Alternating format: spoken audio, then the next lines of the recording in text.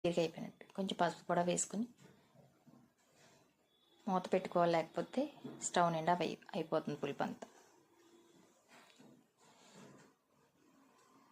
Oil దగ్గర పడేస్తే బాగా ఉడికిందంటే ఆయిల్ దగ్గరికి వస్తున్నట్టు. రైస్ ఉడికిపోయింది.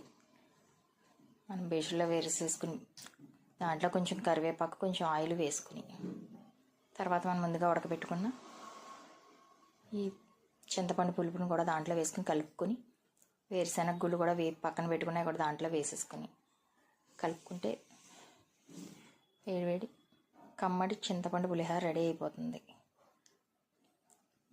మనకి గుళ్ళో చేస్తారు కదా ఎక్కువగా, ఇంట్లో కూడా చేసుకుంటాం ఎక్కువగా మనం పూజలుగా. అవి చాలా బాగుంటుంది టేస్ట్. మీరు కూడా ట్రై చేయండి ఫ్రెండ్స్. మీరు కూడా ట్రై చేసి మీకు ఎలా కుదిరిందో మాకు కామెంట్ చేయండి. Thank you for watching. కమ్మడి పులిహోర రెడీ.